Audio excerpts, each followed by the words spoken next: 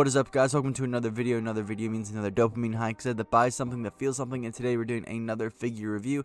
The figure in question is Hasbro Star Wars The Black Series Boba Fett, but with his droids color scheme. And if you want to pick one up yourself, good luck. But he does retail at Target for $26.49. Now, the only reason I say good luck is because this guy sold out immediately when the pre-order is released, and he doesn't come out till October 2nd. So hopefully you have the date saved and you have a tab ready for when October 2nd hits, because I already know that this guy is going to go quickly and the aftermarket prices are going to be atrocious. But I was very lucky and I was able to get it very early, because when I just went in the Target one day, he was just already there on the shelf and he rung up at the register, and so I took the advantage and bought him. So yeah, very lucky that I was able to get them when I could. Hopefully you can have the same luck that I did and find and pick yours up either early or, for a retail price.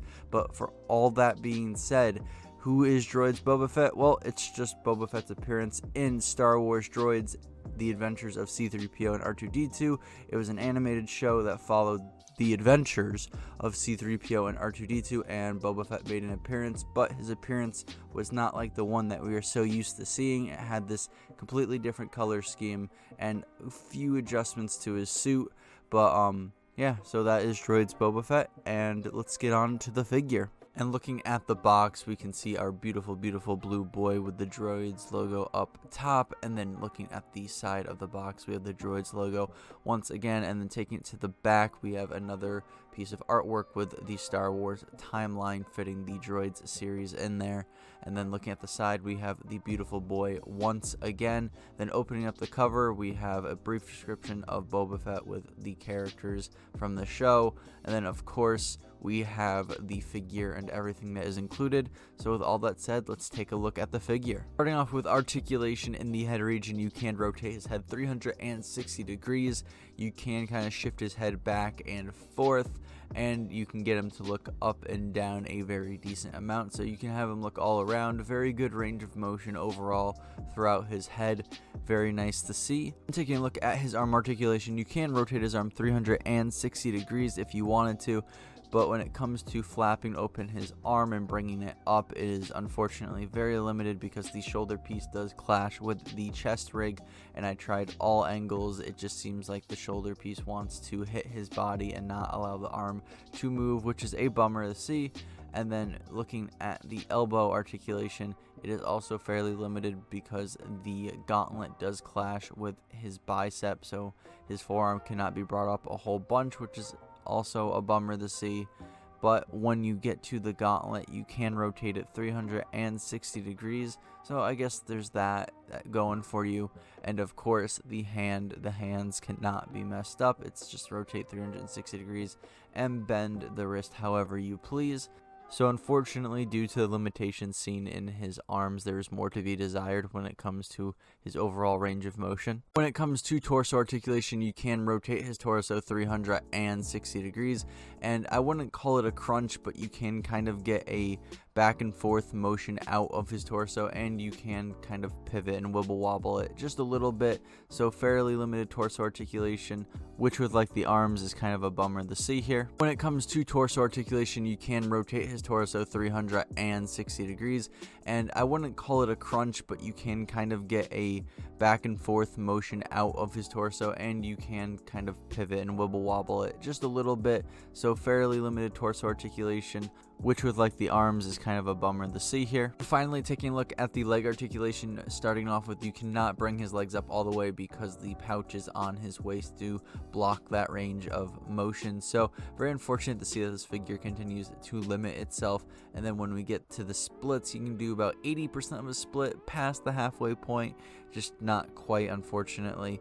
And then if you wanted to rotate his legs 360 degrees, you would have a hard time doing that as well because of the pouches clashing with each other. But you can rotate his thigh, which is, good compensation for not being able to rotate the leg 360 degrees at the base. And then when we get to the knee, it's actually really good articulation there. You can get him to pretty much do a butt kick. Like if you push it really hard, he can make contact with his butt, but he can do about, I want to say, 95% of a butt kick, which is always good to see. And then when we get to the feet, you can bend them back and forth and rotate them 360 degrees for balancing and posing purposes. So overall, very happy with the range of motion seen throughout the legs, despite a few limitations. So to give my overall take on the articulation for this figure, it's very mid. I understand that this is an older figure, but by new Black Series standards, there is so much more to be desired here, and I feel like Hasbro could have done something to sprucing up and make this guy have a better range of motion. And getting into accessories, starting off with the obvious one, and that is his jetpack. And obviously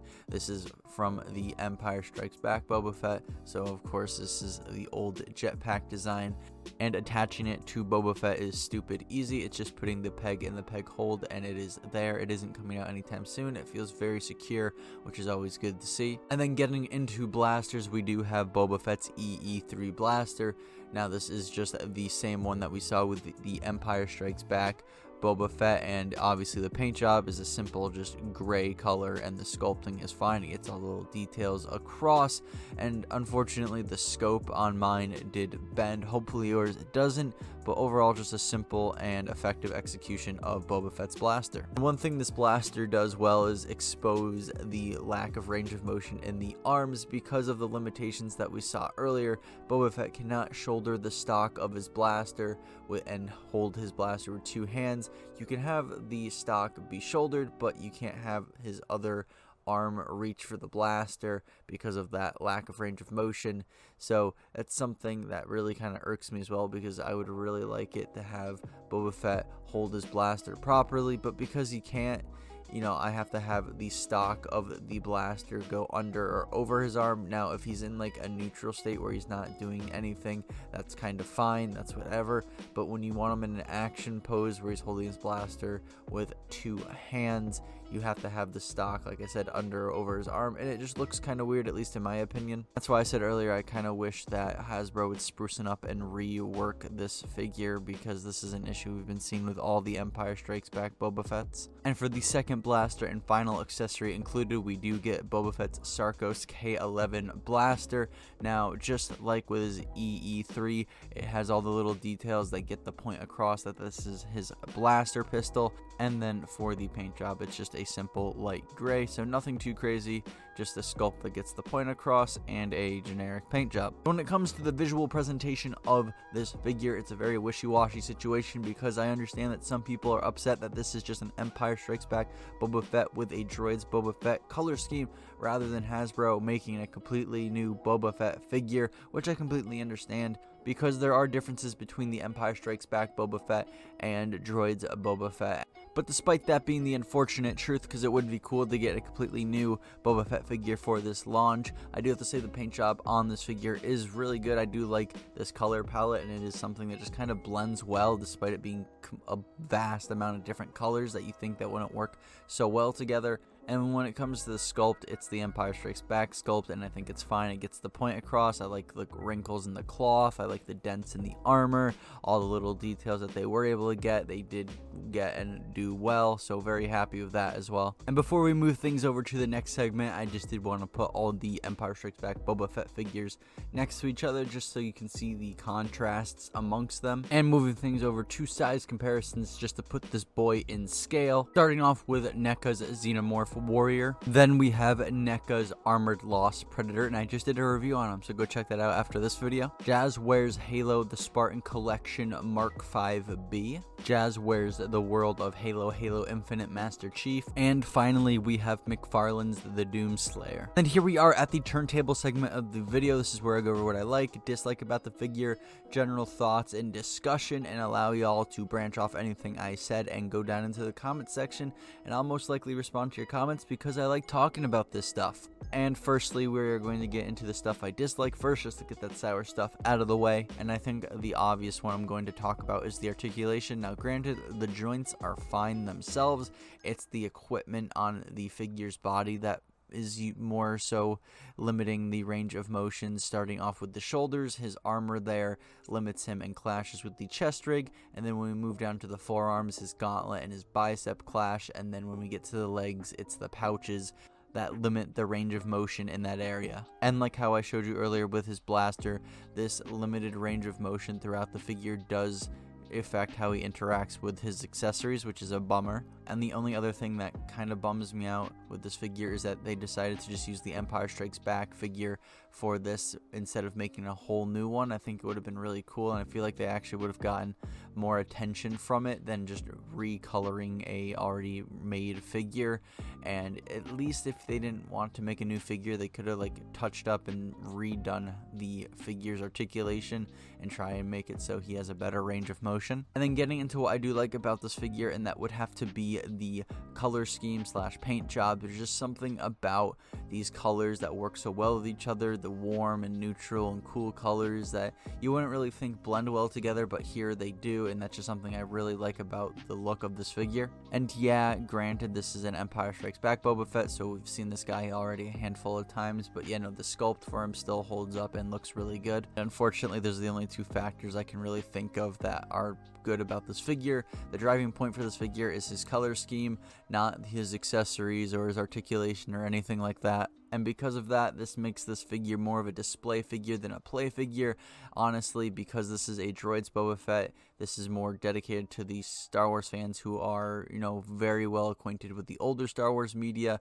And because of that, they're honestly going to be displaying this figure rather than playing with it in the first place. Yeah, that's pretty much my take on this figure. Now, if you have this figure as well, give me your take down below. What do you like? What do you dislike about this figure? And with all that said, I think we can wrap up the video. So if you did enjoy this video, a like and a subscription would be awesome. You don't have to comment down below because that's a lot of effort. But if you do want to branch off of anything I said and create a discussion down below, you're more than welcome to. I will most likely respond because I do like talking about this stuff as well, if you couldn't tell. And don't worry about the bell. We both know that shit is broken. And if you do want to see more content like this, I have plenty of it on the channel. I do Star Wars, Halo, and NECA stuff. So there's a whole bunch of options for you if you do look at the channel. And with all that said, I hope you have a great day, and please stay hydrated. It's important because if you do not stay hydrated, I will kill you.